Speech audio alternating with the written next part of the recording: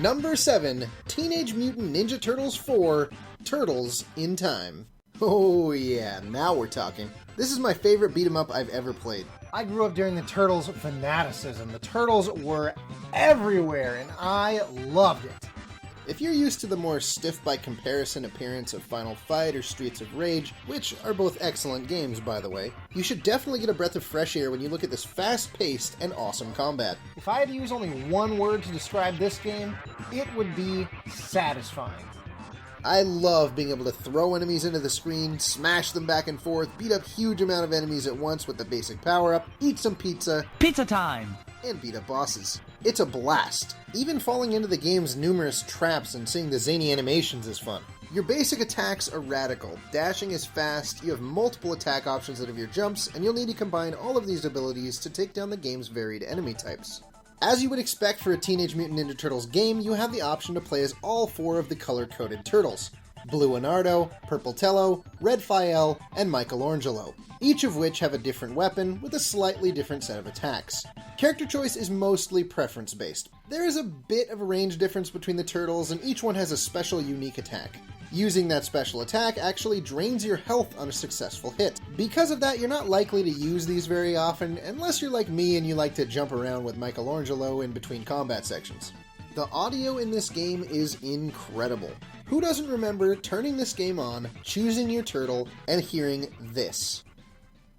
Big Apple, 3 a.m.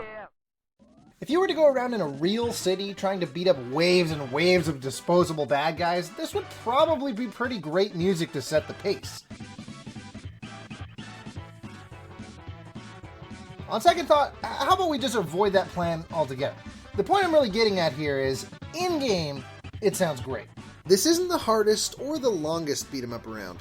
In fact, it's quite a short experience. So short, in fact, that I'm going to show you the opening cutscene in its entirety right now.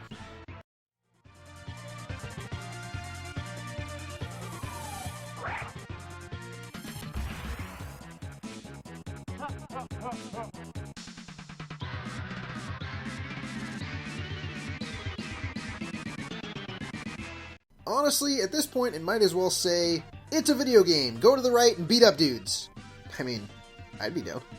Now, even though this game is short, that does not mean that it is short on content. You've obviously got your standard beat-em-up stages where you just walk from left to right, smacking around foot soldiers and whatever else. But each of these levels also has its gimmick. You'll be fighting atop a construction site, having to dodge wrecking balls and even Super Krang. You'll go down back alleys, having to avoid falling into the sewers, even though the next level takes place in a sewer, but you're on an awesome hoverboard straight out of Back to the Future. The real variety of content comes from the core aspect of the game. Notice how the title says in time right there? Well, guess what? You're going to be doing some time traveling. That means you're going to be dodging dinosaurs, taking down pirates while dodging cannonballs, fighting on a train in the Wild West, and even traveling to the future for some more of that Back to the Future action, as well as some cyber-based space destruction at the starbase. Whoa, that was really fun to say.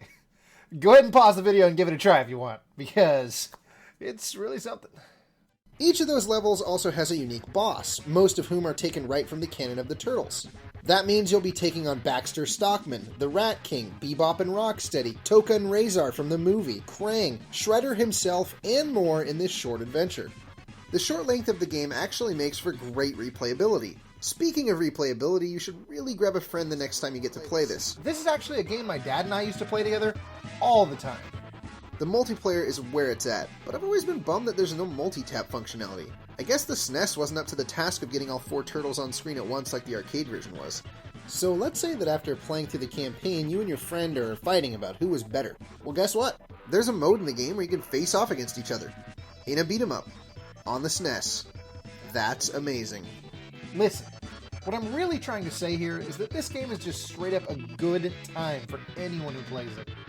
Turtles in Time is simple, straight to the point, a lot of fun, and deserves its place at 7th on my list of favorite SNES games. Go play this.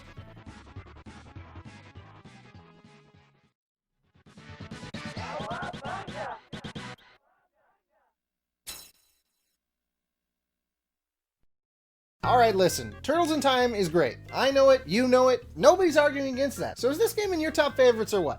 And if it isn't, maybe you should give it another playthrough. What I really want to know is who is your favorite Ninja Turtle and why? As well as, what is your favorite bit of Teenage Mutant Ninja Turtles related content? That could be anything from the original cartoon series, to the live action movies, to the video games. It could be pretty much anything other than the Michael Bay movie. Let's be honest, we all know that that's nobody's favorite Turtles content. Also the musical tour, I guess, but let's just not go there, alright?